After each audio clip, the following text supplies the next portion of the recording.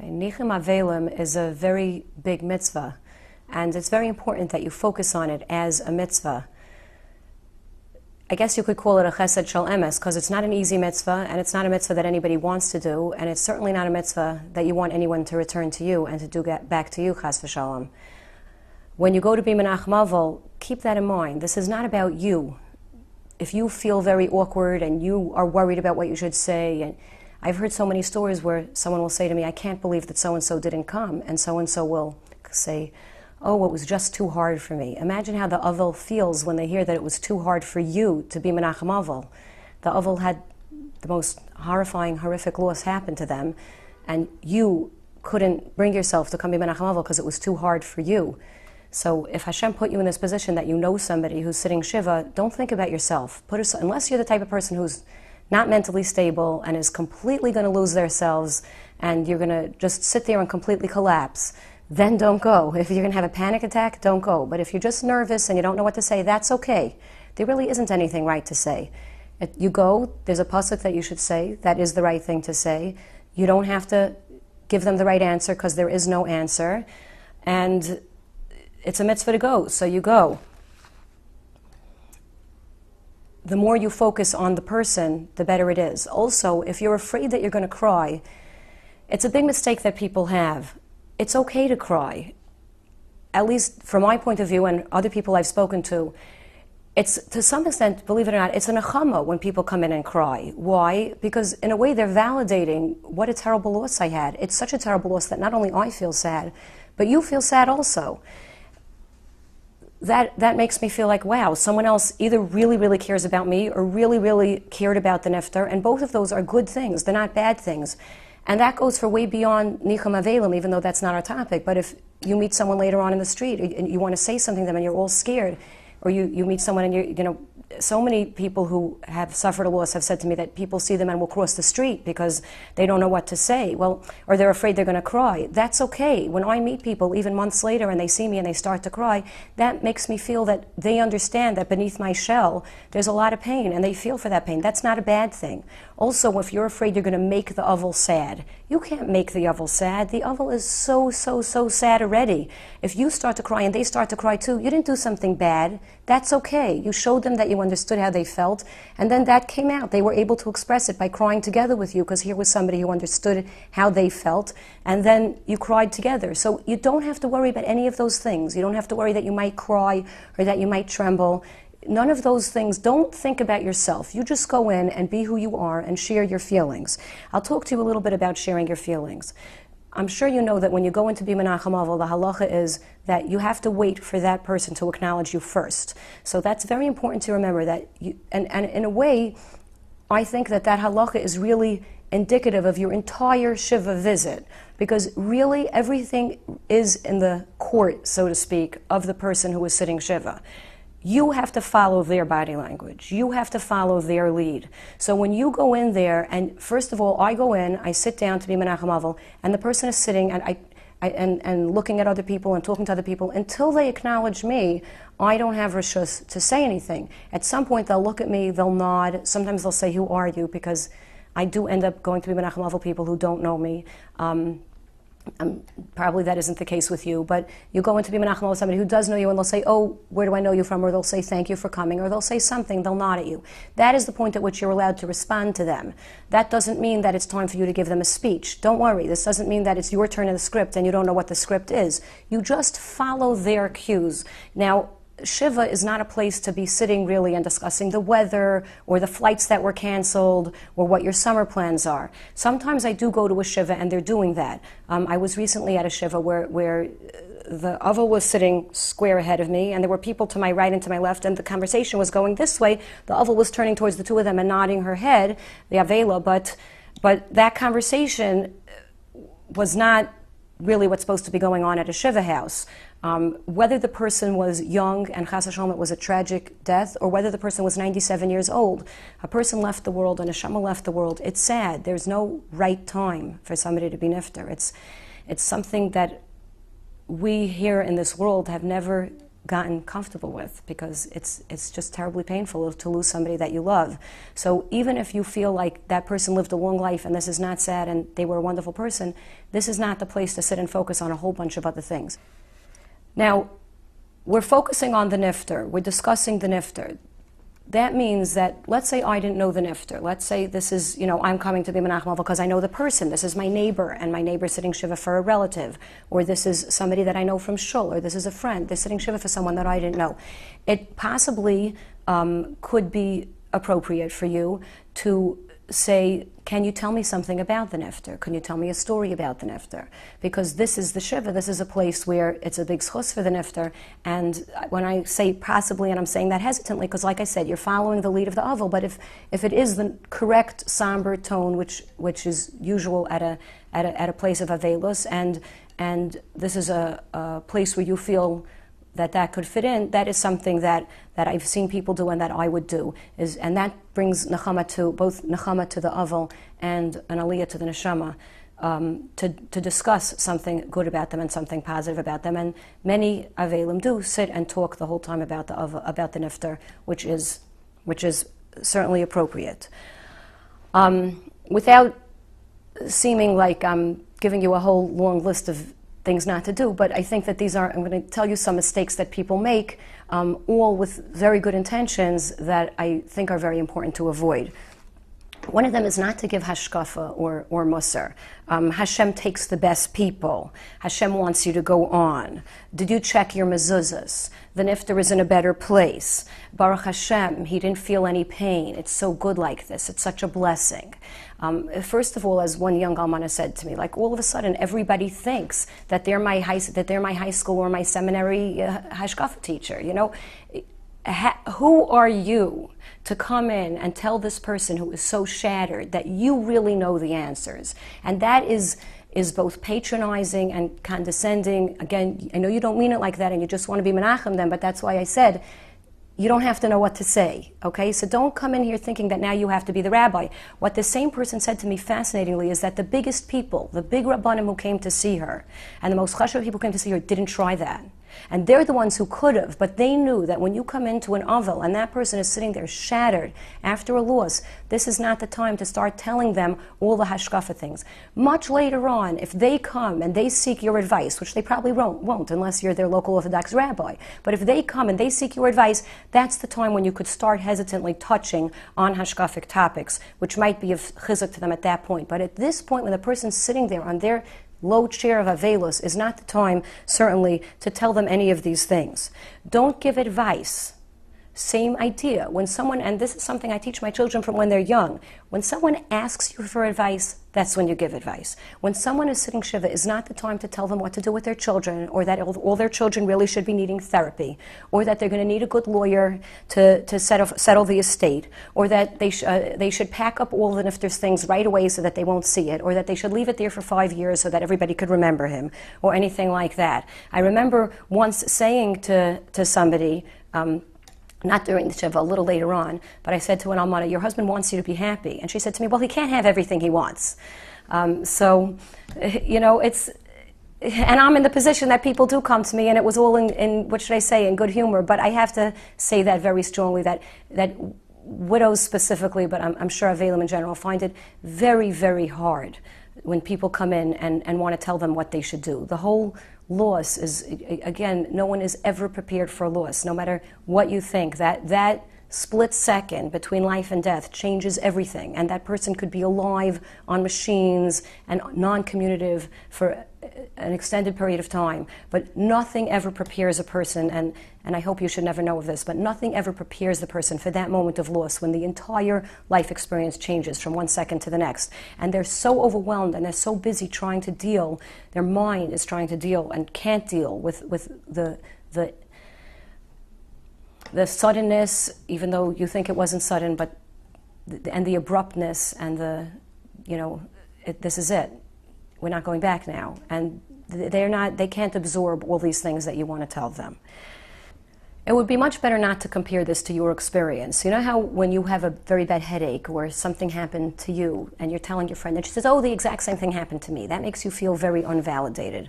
In an Avel's house, even more. This is not the time to say, oh, I know someone who had the exact same thing, and to start to tell your story. Again, remind yourself over and over, this is not about me. You leave your ego at the door. So when we're not talking about you, don't talk about yourself. And don't compare it and, oh, are you sure that, now, of course, you're going to say, I would never say this, but these things have been said over and over and over to Avelim that I know personally. Are you sure you used the right doctor? I know a doctor that's really able to help people that has something like that. You would never say something like that. Horrifying, right? But people do. Again, you get nervous, you're at the door. If you're nervous and you're not sure what to say, don't say anything. The mitzvah of Nichum Avelim is to come. Your presence is a Nechamah. The fact that you cared and show up is a Nechamah. You don't have to say anything. Something else interesting. I've noticed from my observations in houses of Shiva that there are people that will come and hug the Avela, the lady who's sitting Shiva, and will hold her hand and start rubbing her hand. Unless you have had that relationship beforehand and you are her sister or her very best friend and you've already done that, don't come in and be all over her. That's a very, very uncomfortable feeling, that somebody who, all of a sudden you come in and you want to be so close to that person, you feel like you want to make it up to them. Could be that you're a very touchy-feely person and you're the type who expresses emotion like that. But please, don't do that to the Avela, unless, like I said, you already had that relationship. A very important thing, if you are close enough to be Menachem of this person, that means close enough. What does close enough mean? I'm not so close to her. She's just my neighbor. She's just someone I know from the country. She's just someone who davens in the same show. Wait. But you felt close enough to go be Menachem Avel. Then your role is not over from going to be Menachem Avel. You came and you showed up. Now, I'd like you to pick up the phone next week, after the Shiva's over, at the Shiva. A friend just said this to me the other day when I was asking her about this. She said, so many people came to the Shiva with loads of food, and her freezer was filled up, and the house was filled up. Listen, somebody organizes food in a house of Shiva. Find out who that person is, and if they're lacking food, contribute. But she said the whole Shiva, the house was full of people, and after Shiva, she feels now, 2-3 years later, like everybody forgot about her. And I hear that message over and over and over, and it's very, very sad. I remember a story that I read where a woman who ended up getting remarried and felt so alone and felt like nobody cared and nobody knew that what she was going through. She ended up, Baruch Hashem, getting engaged, and she showed up to a board meeting at work late because she had gone to choose a diamond ring. And she came into the room, and the entire room was silent, and wait till she sat down. And she said, I'm sorry I'm late, I'm getting married, I went to get an engagement ring. And everybody in the room stood up and clapped. And at that moment she knew that all those people had cared about her all this time. And that story stayed with me. I read it years and years ago. Why did it stay with me? Because it is so, so, so sad that you really, really care about the people in your life, even if it's just someone in your shul or on your block or a neighbor who lost a relative. You really care about them, but you don't know what to say and you don't know what to do, so you stay away. And that person ends up feeling so lonely and so not cared about. And here she shows up in this board meeting, and it was years later, and at that moment she knew. But these people needed to demonstrate it all this time. And I don't know if that was a room full of Yiddish people or not, but I'm telling you that you have the opportunity, if Hashem put you in this place, that you had that connection to the person, then Hashem wants you to play a role too. A neighbor said that to me when my husband got sick. She brought me food for supper without asking. She just showed up at my door. I'm not recommending this, but this is what she did, and it was just right for me. You should check with the person beforehand, but this was just right for me. If she would have asked, I would have said no. And after that, she started bringing me food once a week. And I said to her, why are you doing this? I feel so bad that you're going out of your way and making such an elaborate supper for me and my family. And she said to me, we are part of this too. Everybody who knows you is a part of this. We're happy that we're not the ones in the center. We're grateful to Hashem that we're not the ones who have a sick husband. But we have to play a role just like you play a role. And that is the truth. The truth is that the person who lost someone was put in that situation by Hashem, but you were also put in your situation by Hashem.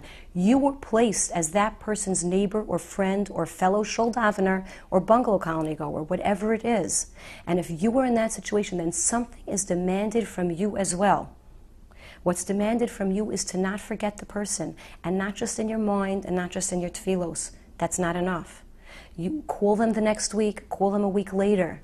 Guess what? They might not answer the phone. And I tell almanas for the first year, you're not responsible to return anyone's phone calls, but that doesn't matter. That the message that you leave on their answer machine doesn't make a difference and make them feel cared for. If you're going to the grocery, then call them and say, I'm just running to the grocery, what can I pick you up? If it's a fast day or a day off of school or a vacation day, call them and say, I'm taking my kids out, would you like to join? Or would you like me to take your kids along with me? If it's a Chalamayid, say, would you like to join me and my family on a Chalamayid trip? Shabbos and Yontif meals I'm sure you know about, but I'm giving you ideas of all the other places and times. Call her and invite her to go out for lunch with you when you have an afternoon off. Ask her if she'd like to go walking. Make her a walking partner. There are so many holes that I can never describe to you, and Baruch Hashem, you will never understand how many empty spaces there are in the life of someone who lost a spouse, and I'm sure who suffered other losses, but this is my vantage point. There are so many holes that you will never be able to fix it. 10 people, 100 people will never be able to fill those holes, and a person never graduates from being an almana, unless of course they remarry, and that has its own separate parsha. But until that point, no matter how many years went by, and no matter how happy and well-adjusted that person looks, and I'm telling you that from my own point of view, that person still has so many empty spaces that have never been filled in their life and in their heart. And it's never too late. You can step in and you can play a role for that person, and you might not play the role that you think. You might want to go in there and solve all that family's problems, and they're saying, wait, I'm an independent person. I don't want you playing that role. Don't be rebuffed. Maybe that's not what that person needs. Maybe they do need groceries. Maybe they do need their... Did you ever think what happens when there's Hurricane Sandy and electricity goes off, for even in Brooklyn, for 4.5 days? Or not to say what goes on in places where it was weeks and over a month. But what about when there's a heavy snowfall? Who's shoveling their snow? What about, somebody called me the other day and said, I want to remind you to call the telephone company and turn on your phone service for the country, going up to the country. That was a very thoughtful thing to do. My husband isn't arranging all these things. I have to remember. So that was very, very thoughtful that they called me and they said, please remember to call the phone company so that when you go up to your bungalow, you have phone service. All the things that worry you, that fill your day, that stress you, and Almana's alone and doesn't have anyone to take care of those things. So you think about who it is that's alone, who you could remember. If you went to be Nechamah, then that means that you have a role to play. And what that role is, you're going to have to find out. Again, sometimes you'd like to fix everything. My Rav taught me a very long time ago that really deters people from doing chesed. Because when you feel like you have to take on somebody's entire burden, that's too much. I can't solve her problems. Her whole issue is too much. It's a bottomless pit, and therefore you stay away. You don't have to do everything. Do something. You don't have to do everything, but you can't get away without doing something. I've been asked to say a few words of comfort to you, the new almana. I know you hate the word. And I don't have any, because there are no words of comfort that I could offer you for the devastating loss that you suffered.